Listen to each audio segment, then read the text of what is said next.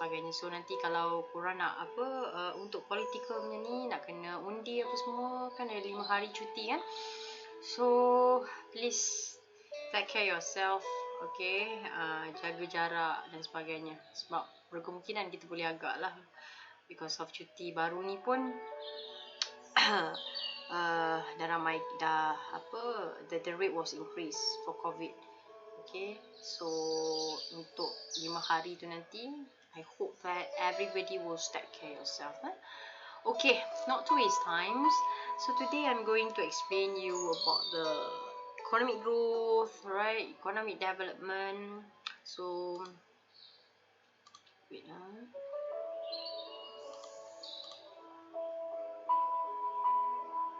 Okay. For chapter 1, we focus on the economic growth and economic development, right? I will show you some videos about the economic growth and economic development for Malaysia. Maybe not only Malaysia, maybe we can see our neighbors also. Alright, so this is some economic issue, even it's a 2015, but even though it's a 2022, alright, the same thing, the same issue still increasing. So this is increasing living costs, right? Yes, of course.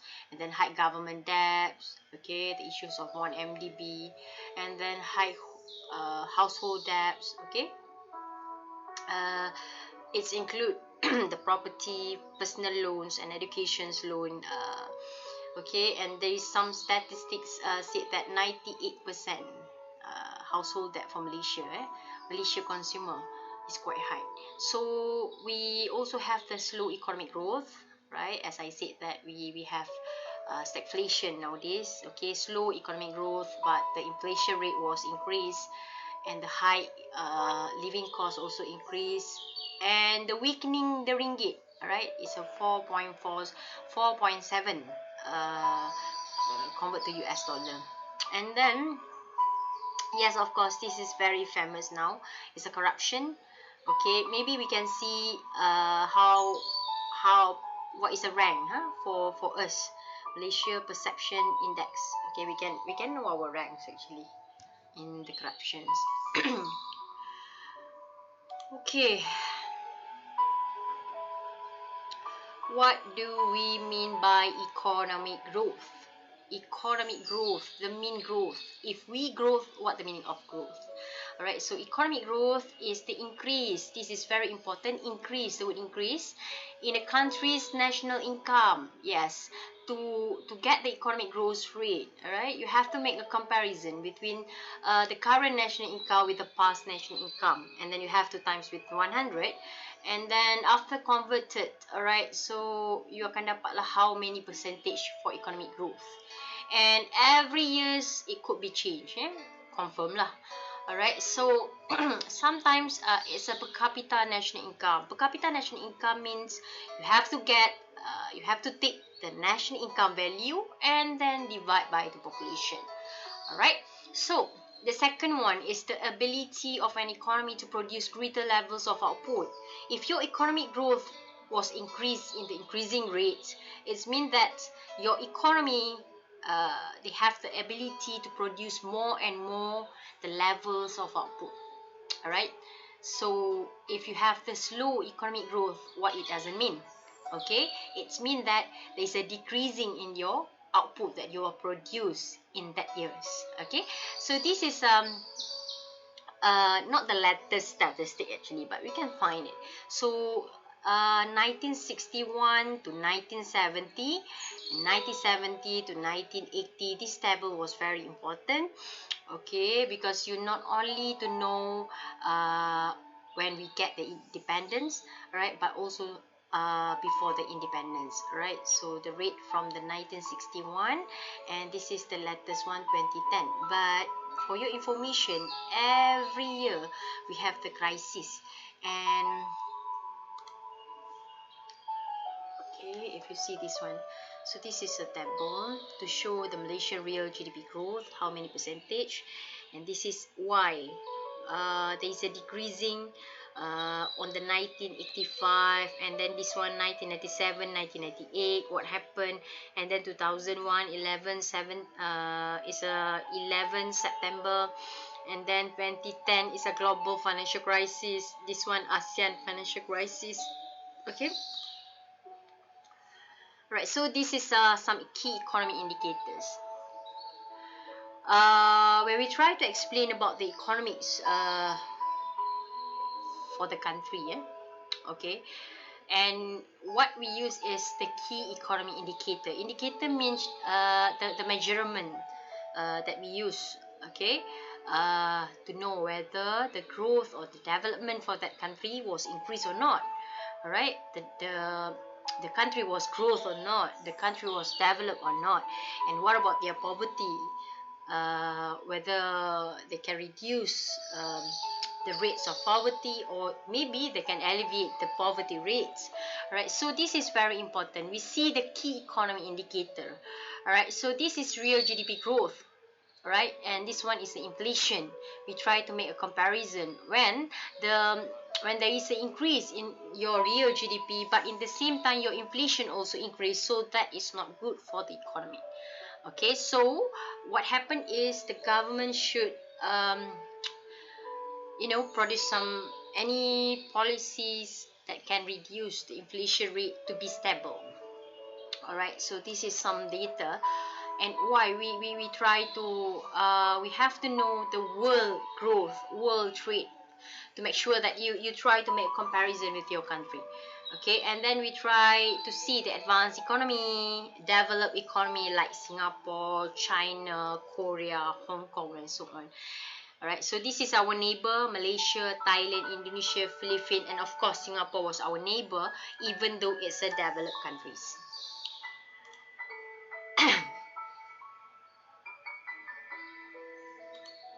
Okay, alright, so this is a detail about the economic growth. Growth rate figure are also very important for future target. Yes, you have to know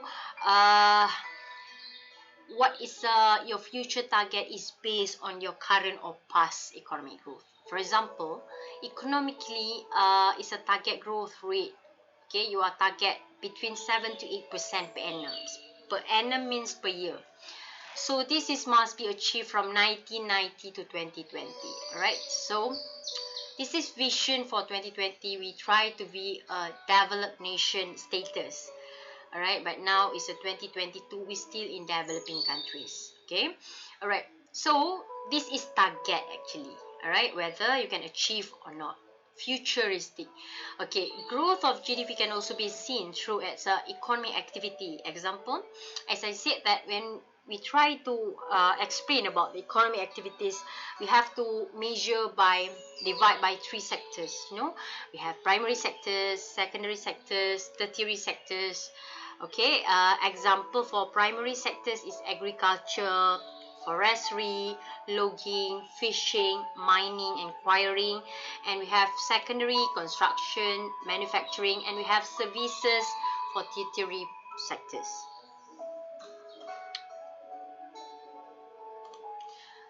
Alright, so this is some rate from the 1977 to 2013 for Malaysia and Korea. We try to make a comparison. Okay, so this one is a Malaysia. Yes, of course, Korea was a developed country and we are a developing country. Quite far dia punya GDP tu. Okay, what do we mean by the economic development? Economic development is a broad and comprehensive concept. So it's about the improving the living condition of the people. We try to improve. Let's say example, cost of living. We try to make sure that cost of living was stable. Alright, everybody. Example, like as I said, that economy is like cake. Everybody have their portion. And then it's about the change in the social and economic equalization, employment opportunities. We have to make sure that everybody got the opportunities for job, and then education. This is very important. A rise in productivity and acquisitions of modern knowledge and others. Alright, so it's not easy to define it precisely or to make sure it's accurately. Okay, it has both. Okay, it's mean that it has both quantitatively and also the qualitatively. Okay, maksudnya dari segi quantity dan juga qualitative. I mentioned as it's involved, mesti dia akan related with the economic growth. When we talk about the economic growth, we have to talk about the economic development. Alright, dia macam close friends.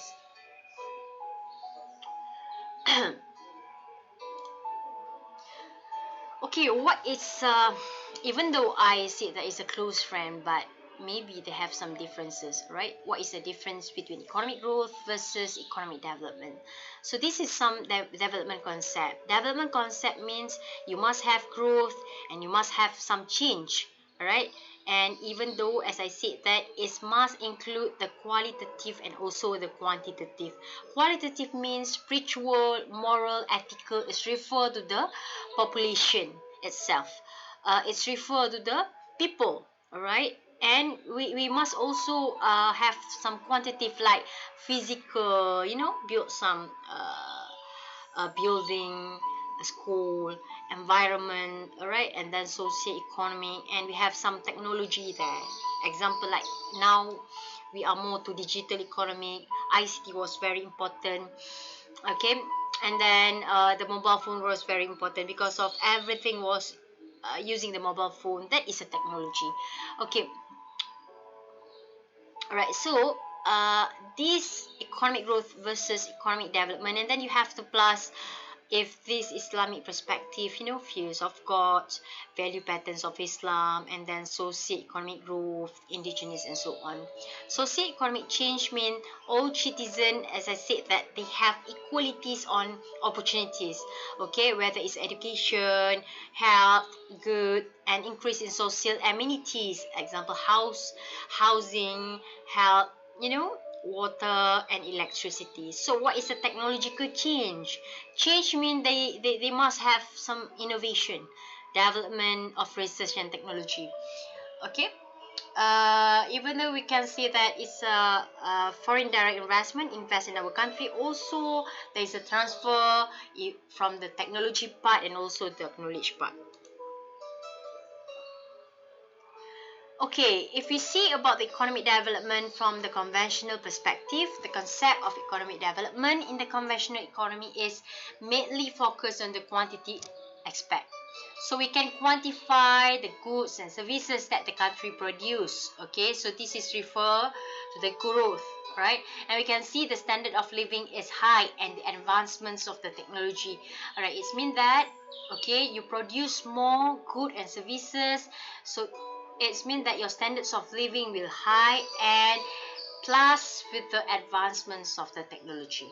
Alright.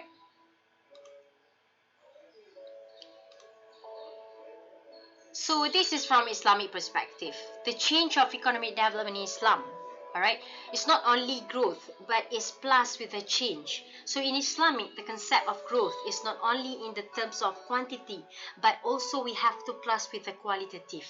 Okay, example like spiritual, moral, ethical aspect of the individual and society as a whole. So the spiritual aspect, example, okay, and we know that everything we do, we must fears of good, and then moral, ethical, we have follow the values of patterns of Islamic. So if you want to produce output, okay, you not only refer or you not only target to maximize output without concern with your environmental. Alright, so in Islamic, if we want to produce output, we must consider or accordance with the Islamic principle. Let's say the product that you produce was halal, and we must make sure that there's a benefit from the product that you produce, alright, and not harm the people or harm your environmental. Okay, when we say source mean okay, what is a factor that contribute to growth from the Islamic perspective, right? So this is investable resources and also from the human resources that needed for the production of physical asset. Example, you have plant, you have machinery, okay, and the economy need the capital. And this capital can derive from two sources, from the internal or external sources. In Islamic, the internal sources is example zakat. Okay, where the people have more and they have extra from their money and they do some zakat, and they have voluntary saving and forced saving, like forced saving like EPF. EPF is a forced saving. And another one is from taxation. Not only in conventional part do some tax, but also Islamic we do some taxation. Alright, external source can be derived by maybe you can borrowing from other Muslim countries to minimize, because in Islamic we are very concerned about the riba. Riba means we must make sure that we are free from the interest debt. Okay, interest is interest. Human resources and efficient labor force is important for economic growth. When we as a worker, so we have to make sure we efficient as. Alright, so from the Islamic perspective, efficiency required both. You are very professional and also even though it's a moral quality. Alright, because of this you can have some maximum contribution from the labor force. Okay, not only from the conventional but also in Islamic. Professional quality mean what? Skill. When you do something, you do very efficiency, and plus moral quality. Okay, with a better moral quality means you will work with the efficiency, sincerity, and honesty. This is another factors, entrepreneurship. Okay, in Islamic we are very uh, motivate to everybody be an entrepreneur. Alright, so entrepreneur is motivated person, and we know that entrepreneur, their motive is to seek the profit, but they have to undertaking the risk activities, such as they have to create a new innovation, they have to starting a new business with inventing new ways of accomplishing the task. And all the economic activity, if in Islamic perspective, they have to make sure that the activity was be halal, where the entrepreneur is working for others or undertaking the entrepreneur ventures. And then technological change. Okay, the technological progress involves both. Okay, even though it's a product and also the process of innovation. That's why, okay, I'm not sure in YTM as IPTA, okay, we have to make sure that everybody was think very innovative, creatively. Okay, that's why there is a subject of entrepreneur, ENT 300s. Okay, alright. So, however, the development in Islamic, this is Islamic approach. Okay, dia normally kita not focus on material part, alright, but we focus on the hereafter. Maksudnya, it's mean that we focus on the everything we do is for hereafter. Maksudnya lepas kita meninggal lah. Okay, let's say you do some sedekah, you do some amal jariah, and then you do some, you know, uh, you help somebody, right, uh, to out from their example stress situation or what else. Okay, and then Islamic stress on economic justice and fairness in the distributions of income. If you talk about the conventional, we just say that everybody must have their portion on the cake. But in Islamic, we focus on, yes, everybody have their portion of cake, but in the fairly and justice. Alright, as I said, that everybody have their opportunities to get education, to get help. Alright, so in the words of justice and fairness is for Islamic terms. Alright. So this is a development process in Islam. Okay, the stage 1 is a qualitative preparation. Okay, and then manifestation of qualitative attribute in daily life. And then we combine the stage 1 and stage 2, we got the quantitative and qualitative gain. What gain? Technological gain, social economic gain, national resources and others gain, and also plus the spiritual and moral satisfaction. Okay, stage 4, utilize of the fruits of development for future developments. Right? We have to utilize and make sure that everything that we invest was in the parts of efficient production. And stage 5, this is the process actually, alright? Maybe you could start on the stage 2 or stage 3, and maybe the flow was very fluidly from the stage 1 to stage 5. And finally, you could be success in the world as a determining factors for success in the hereafter. So this is economic structures and trend. What is the definition of economic structure? Economic structure consists of various economic activities, and the economic structures refer to the compositions of economic activities such as I said, that economic structure means you structures your economy by 3 sectors. We have primary, we have secondary, and we have tertiary. Okay? That is economic structures.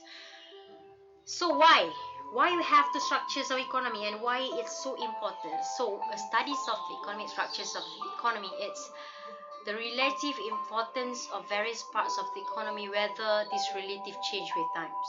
Pictures of economic structures and analysis of structural change are useful in the context of when you try to do some analysis, okay, and you can detect which sector could be a problem.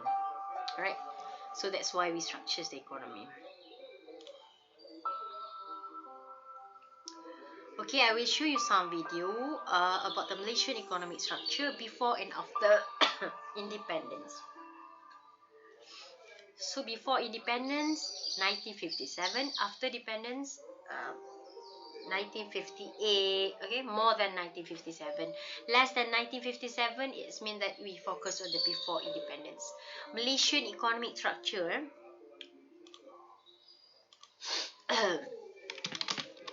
Wait,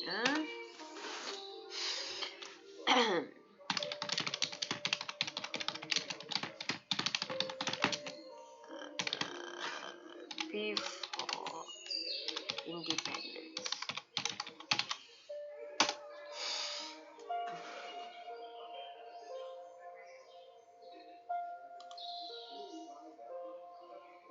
Oh, the first day that we signed up for Monday.com, our department was already able to connect our processes, our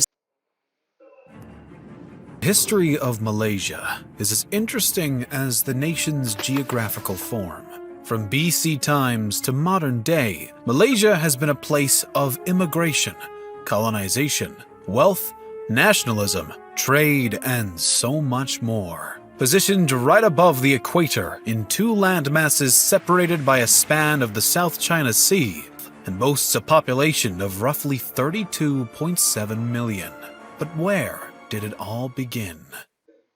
This video is brought to you by Conflict of Nations, the free online strategy game where your objective is pretty simple: take over the world. Hosting a special Conflict of Nations game for the first viewers. The hypothesis of when civilization began in the area comes about 10,000 years ago, or 8,000 BC. There is debate as to who these people were or where they originally came from, but some anthropologists speculate that they may have traveled from China, initially to Indonesia, Sumatra, and then Borneo. Either way, these proto-Malays were eventually forced into more remote pockets of the locale as new migrating peoples believed to be the direct ancestors of the modern-day ethnic Malays came in and pushed them out to the north. A few hundred years BC, the influence of both China and India became apparent as trade began with the neighboring territories and the religions of Buddhism and Hinduism made their way into the Malaysia region. The local form of writing also took on a heavy influence from India, with Sanskrit being adopted as the new writing system. When the 7th century came around, the Srivijaya Empire from Sumatra took control of a large part of the contemporary Malay Peninsula, predominantly along the coasts. The ruling trade-based empire gained power and prosperity through their trade success with China and India, which was made easily accessible by their possession of the Malacca Strait, giving them easy access to the Indian Ocean from the South China Sea. The Srivijaya Empire's control remained steady until their supremacy peaked and started to decline in the 11th century. By the 13th century, Cuba kita tengok yang ini. Macam terlalu jadi iklan.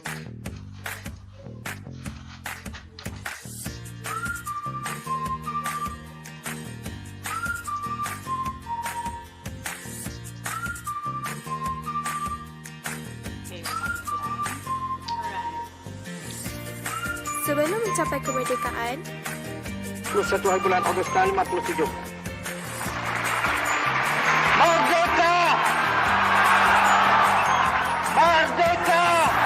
ekonomi tanah Melayu banyak dipengaruhi oleh penjajah dari Portugis, British dan Jepun. Mereka telah melakukan pelbagai langkah bagi memperbaiki dan mengembangkan ekonomi tanah Melayu, tetapi tidak bertujuan untuk memajukan tanah Melayu pada ketika itu, namun untuk memberikan keuntungan kepada diri mereka sendiri. Ekonomi penduduk tanah Melayu sebelum kemerdekaan terbagi pada dua, iaitu era pra-penjajahan dan juga era penjajahan. Pada era pra-penjajahan, masyarakat Melayu mengamalkan ekonomi sara diri, di mana ia merupakan ekonomi paling asas penduduk pada ketika itu, dan hasil dari kegiatan mereka adalah untuk menampung keperluan diri sendiri dan keluarga. Selain itu, penduduk Melayu pada era pra-penjajahan juga melakukan aktiviti perdagangan secara kecil-kecilan. Antara kegiatan sara diri yang dipraktikan ialah menanam padi, melumbung biji timah, mengubur hasil hutan, menangkap ikan dan menternak binatang. Segala lebihan hasil akan ditukarkan dengan barangan lain menggunakan kaedah sistem barter.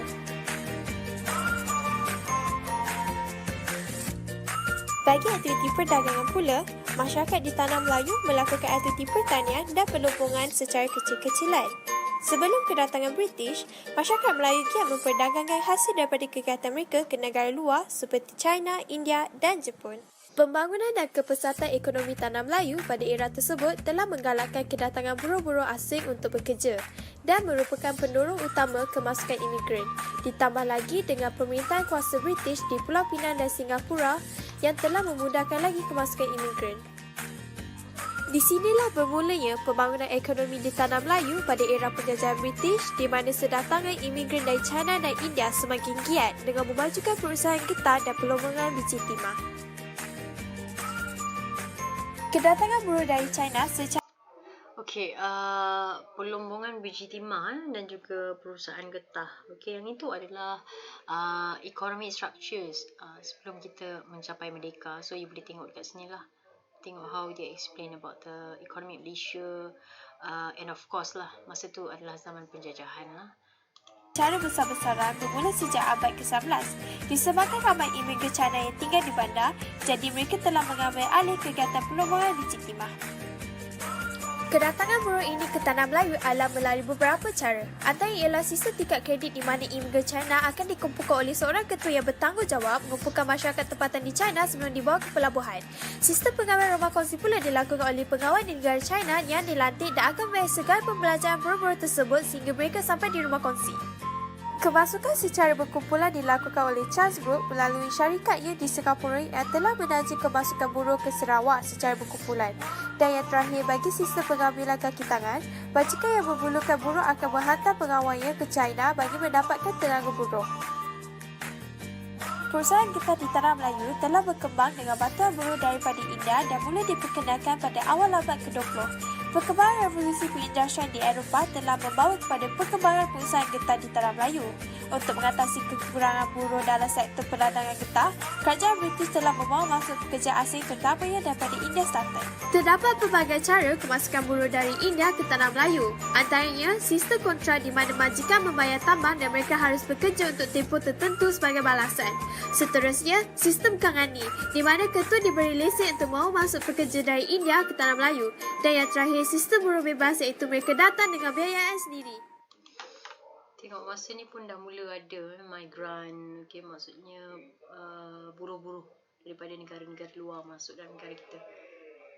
Sebelum kita menjadi satu negara yang berbilang kaum, tapi ini asalnya, punca dia.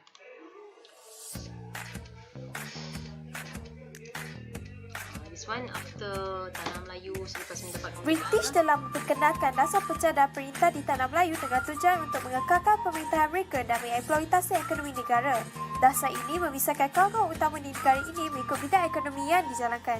Hasilnya, dasar ini telah memberi kesan terhadap sosio-ekonomi masyarakat Malaysia dan telah mencetuskan peristiwa hitam 13 Mei 1699. Seterusnya, dasar ekonomi baru telah diperkenalkan di mana maklumat utama DEB adalah untuk mencapai perpaduan negara melalui dua strategi, iaitu membasmi kemiskinan dan menyusun semula struktur masyarakat Malaysia. Rancangan Pembangunan Malaysia 5 tahun juga telah diperkenalkan bermula dengan Rancangan Malaya pertama pada tahun 1956 dan sehingga tahun ini. Negara kita telah berada pada Rancangan Malaysia ke-11 bermula dari tahun 2016 sehingga 2020.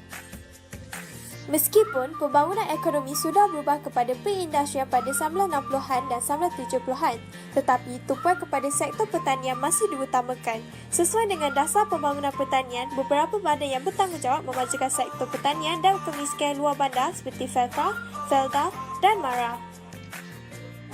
Dan yang terakhir, dasar perswastaan telah diperkenalkan bagi mengurangkan beban kewangan kerajaan, merasal pelaburan dan keusahawanan persendirian dan membantu mencapai matlamat DEB.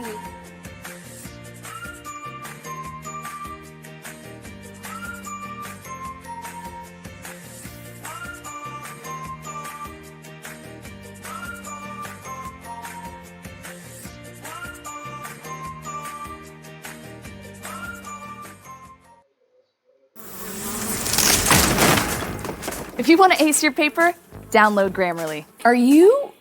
me? Yeah, you in 3 months. See, I love our ideas here, but this sentence structure could use a little work. Grammarly helps you clean up messy, confusing sentences to get your point across clearly. Whoa, good looks, future me. No problem. Don't forget about spelling and grammar mistakes. Just click on the highlighted areas and Grammarly's advanced spelling and grammar suggestions will fix those right up.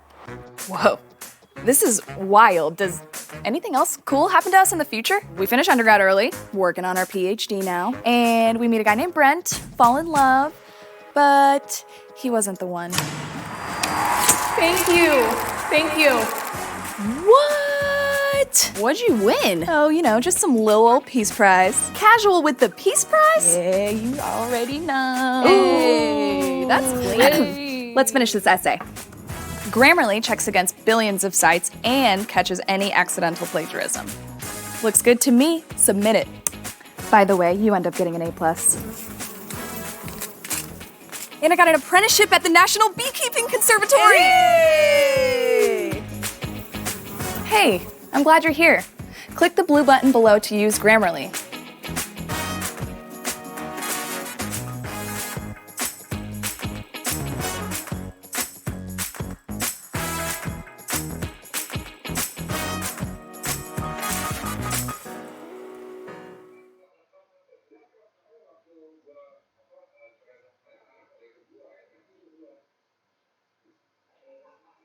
WordTune is your rewriting, rephrasing, rewording, expialidocious Chrome extension. Simply highlight the sentence, hit WordTune, and it'll give you new and improved options.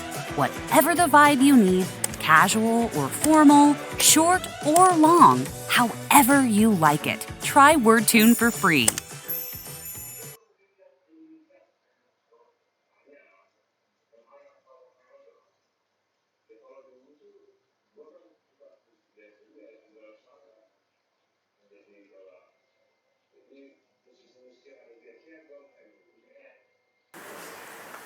Malam ini kita akan bercakap mengenai Perang Kosovo, mengenai Adam Yashari dan Hamis Yashari serta 57 anggota keluarganya yang dibunuh dalam satu kejadian yang sangat kejam di Prekas, Pristina, iaitu ibu kota Kosovo. Kosovo sebuah negara kecil. sekitar 2 juta penduduk. Walaupun bukan negara kesatuan Eropah, tetapi menggunakan mata wang euro. Negara kecil, majoritinya umat Islam.